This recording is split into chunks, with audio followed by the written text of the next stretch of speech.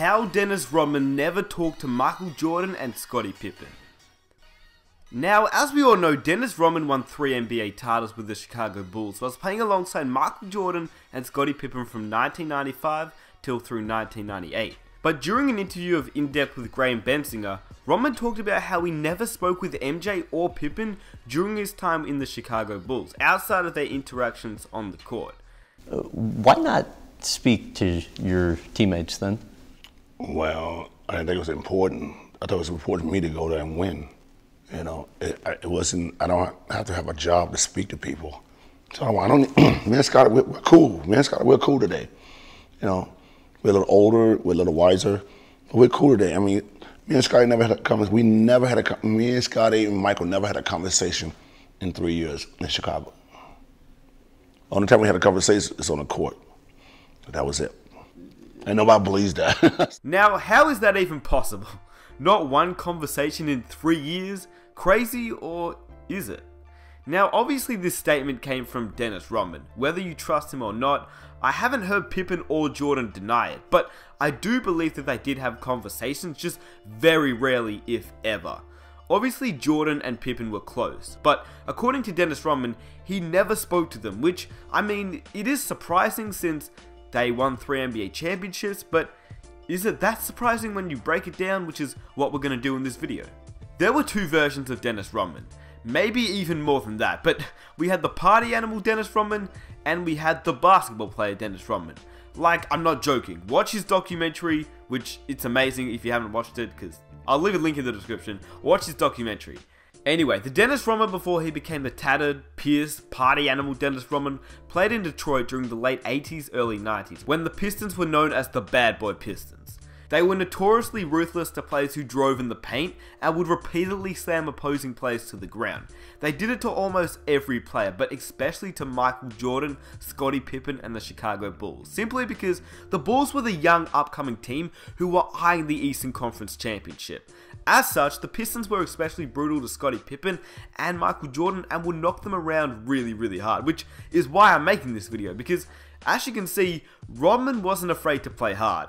He would do whatever it took to win the game, and if it meant tackling an opponent to the ground or absolutely hammering them, well, he would simply do it.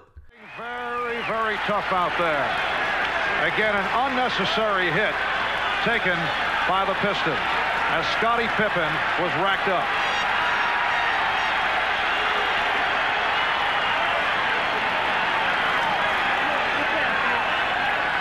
Again, I think that's what Phil is talking about. And that's what Michael Jordan's talking about. They just don't want to see that in our basketball game. He already had the guy beat to the basket. And then there was a real hard foul. A great backdoor play that the Bulls love to run. And they really let the guy have it. And then Rodman did push him. The thing is, during the 1980s and the 90s, the game was a lot different to the way it's played now. Players literally hated each other back then, especially the Bad Boy Pistons, which in reality is why Isiah Thomas never made it to the Dream Team, but that's for another video. Anyway, as we all know, Jordan, Pippen and their coach Phil Jackson were all about winning. That was the only thing they cared about, and in good reason. To give a very brief summary, Jordan and his Bulls won 3 NBA championships from 1991 to 1993, and then he retired. Now, whether Jordan retired because David Stern wanted him out of the league for his gambling controversy, or whether Jordan retired because he lost his desire to play basketball and the murder of his father made him want to play baseball, well, it's up for debate which one you choose, but nevertheless, he was out of the league and playing baseball. Then, in 1995, as we all know, he returned with his famous quote, "I'm back." He shocked the basketball world, and that year the Bulls lost in the Eastern Conference Finals to the Magic with Shaquille O'Neal. So after that loss, this is where Dennis Rodman really comes into effect, because by 1995, Dennis Rodman wasn't even playing for the Pistons. He was actually playing for the Spurs. By 1995, the Bulls were looking for a guy. They didn't know who that guy was just yet, but according to Phil Jackson, he made it clear what they needed, and I quote, "If we're going to win a championship, we have to have someone who can fetch the ball." And after exploring every other opportunity, the Bulls management just kept coming to one player, Dennis Rodman. Now you have to remember at this point, Michael Jordan and Scottie Pippen didn't like Dennis Rodman. In fact, they hated pretty much, or not pretty much, they hated everyone that played on that bad boy Pistons team. The thing was, Dennis Rodman was literally the perfect guy for the Chicago Bulls. He was exactly what they wanted, and he hated playing in San Antonio, which he wanted out. The only thing was, the Bulls management said he'd be the perfect guy, but only if our players would accept him. Now, as I mentioned before previously, you have to understand that Jordan and the Bulls were almost definitely not a fan of Dennis Rodman, but Jordan was one of those guys who simply would do anything to win. Literally anything to win. He agreed to have Dennis Rodman on board. Then it was Scottie Pippen's turn, and I'll let Dennis Rodman discuss what happened here. Only thing I said to myself, I said, wow, damn, I went to Detroit now. We used to push Scottie Pippen and Michael Jordan around, and now I'm going to play for these guys. So, and I was just wondering how these guys going to take me. I'm over to Jerry Cross's house. Phil Jackson was there, Michael was there, Scottie was there. Phil Jackson got to the point, he said, Dennis, the first thing I want you to do is go over and apologize to Scottie Pippen. I'm like, what? So I went outside and we talked for 5 minutes and stuff like that. And Scottie said, it's okay, everything is fine, man, don't worry about it. So after Dennis Rodman and Scottie Pippen talked it over, Rodman would have to discuss his contract, and in typical Dennis Rodman fashion, he discussed it like a champ. Went back inside, Phil Jackson asked me, Dennis, would you like to be a Chicago Bull? I said, I don't give a damn if I'm here or not. That was my answer, and then Phil Jackson said, congratulations, Chicago Bull. Now, Dennis Rodman did what he did. He didn't care who he played with, he didn't care who he played for, as long as he knew what he was doing on the court, and the team just left him alone off the court. And that's exactly what the Chicago Bulls did. That's exactly how Jordan and Pippen never spoke to him, because he simply didn't want to be spoken to. All he wanted to do was party and play basketball. Jordan didn't care, Pippen didn't care, and Phil Jackson didn't care. Now, the reason why they didn't care was because Dennis Rodman just did his thing on the court. Dennis Rodman, while not disrupting the offense, did what he was asked to do.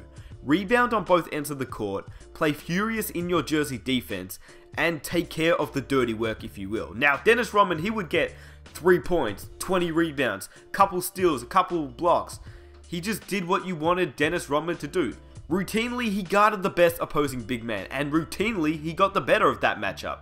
Then, after the game, he'd go out and party, and no one would ever see him until the next game, where he'd do the same thing.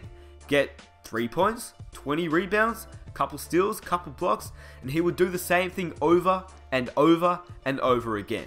The Bulls went 72-10 one season, and they won 3 championships in a row, and Rodman never spoke to anyone off the court. Something that I guess you wouldn't see nowadays, but in the 90s, it was a lot different, to be honest with you, and we're talking about Dennis Rodman. He was crazy in a brilliant way. Lastly, I'm going to end it with a quote from Steve Kerr. For 3 years, our team really dealt with it well, Kerr said. Michael had this sort of quiet respect for Dennis. They rarely communicated, but Michael respected Dennis for the way he competed and rebounded. He knew how important he was to the team and left Dennis to do his own. Michael Jordan and Scottie Pippen were ready to do whatever it took to win. They hated Dennis Rodman, absolutely hated Dennis Rodman before he came to Chicago, and fair enough. But once he was in Chicago, playing for them, it was all respect. And it didn't matter if they spoke. It didn't matter if they liked each other. It was all about winning. So it's not hard to see how they didn't talk when you break it down, because when you actually think about it, Jordan knew that without Dennis Rodman, he would not have 6 rings. I can almost guarantee you that. Just think about it. The amount of times that Dennis Rodman would get into Karl Malone's head in the NBA Finals, the amount of time Dennis would sacrifice his body to win a game is something that, well, you don't see very often, if at all. And, I mean, when you think about it, the Utah Jazz and the Chicago Bulls, they had some very, very close matchups. Jordan would hit a clutch shot, but without Rodman on that team, you wouldn't have a close matchup, because Rodman was really that guy you wanted on your team. He would do the dirty work, and he was the best fit that the Chicago Bulls could have ever had. I personally wish that we could see more of this. You don't have to like each other off the court, but once you're on the court, you best believe that the other player has your back, just like Rodman did for Pippen and Jordan, and vice versa. They didn't have to talk off the court because they weren't friends, but on the court it was different. They would die for each other. They were teammates, and in Rodman's own words, they were the best teammates ever. They let him party as long as he played the way that they needed him to. And I hope you guys enjoyed the video. I just thought it'd be a pretty interesting video to make for those that didn't know about Dennis Rodman and what he sacrificed to play basketball. He didn't really talk to Michael Jordan or Scottie Pippen, but hey, it didn't matter. They won championships, and that's all that matters now. He does things that are totally different than a lot of people, but when he steps on that basketball court, he gives 110%. This is a new experience for Scottie and myself, and for Phil, and for other guys who have been on that championship team and faced Dennis and James Edwards. But we put that aside for a common goal, which is to win a championship. And I'm gonna cheer them on as if they're my teammates, but yet I do that knowing that I've got a lot of scratches from those years. If you enjoyed this video, please subscribe for more videos just like this, and comment some of your own ideas that you'd like to see, because, well, it can be to do with Dennis Rodman, it can be to do with the current NBA, it can be to do with anything NBA related, and I'll do it for you guys. But there is so much that you can talk about with Dennis Rodman, because he was a crazy man, like crazy to say the least.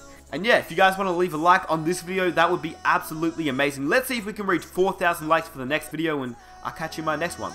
Peace!